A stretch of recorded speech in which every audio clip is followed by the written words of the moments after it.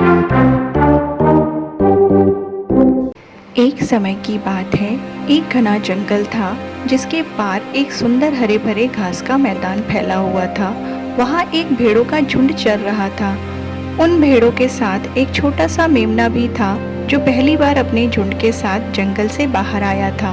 दिन भर घास चरने के बाद जब सूरज ढलने लगा तो भेड़ों का झुंड धीरे धीरे अपने बाड़े की ओर लौटने लगा, लेकिन वह छोटा मेमना जो ताजा घास के स्वाद में मग्न था वहीं रुक गया। उसने सोचा, अब मैं बड़ा हो गया हूँ, अकेले घर जा सकता हूँ, थोड़ी और घास खा लूँ फिर लौट जाऊंगा। मेमना अकेला ही घास चर रहा था। तभी जंगल की ओर से एक भेड़िया वहाँ आ पहुँचा। वह भूखा था और शिकार की तलाश में था। उसकी नजर मेमने पर पड़ी और उसके मुंह में पानी आ गया। उसने सोचा, वाह, आज तो मेरे भाग्य ने मेरा साथ दिया और यह छोटा सा मेमना मेरे लिए स्वादिष्ट भोजन होगा। भेड़िया धीरे धीरे मेमने की ओर बढ़ा। मेमने ने जब भेड़िए को अपनी ओर आते देखा तो उसके होश उड़ गए। उसे अपनी गलती का एहसास हुआ कि उसे झुंड के साथ ही लौट जाना चाहिए था। भेड़िया मेमने के पास आकर बोला, आज मैं तुझे खाकर अपनी भूख मिटाऊंगा।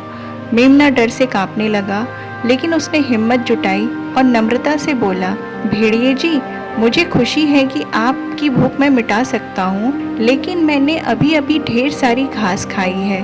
मेरे पेट में घास भरी हुई है। हो सकता है आपको उसका स्वाद अच्छा ना लगे। मैं ऐसा करता हूँ, थोड़ा नाच लेता हूँ, इससे घास पच जाएगी, फिर आप मुझे खा लेना। भेड़िए को मेमने की बात जच गई।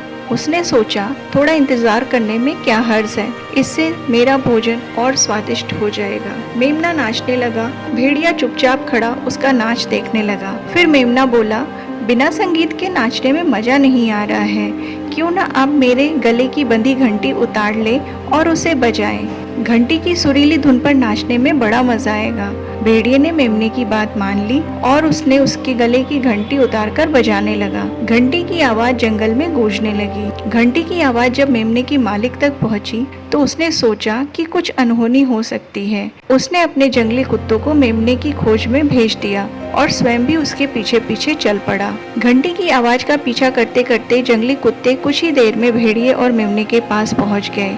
जब भेड़िए ने जंगली कुत्तों को देखा तो वह डर के मारे वहां से भाग गया। मेमना अपने मालिक के पास लौट आया। उसने अपनी सूझबूझ और चतुराई से अपनी जान बचा ली। उसने सीखा कि संकट के समय धैर्य और बुद्धिमानी से काम लेना चाहिए। इस कहानी से ये सीख मिलती है कि सूझबूझ और धैर्य से किसी भी समस्या से बाहर निकला जा सकता है।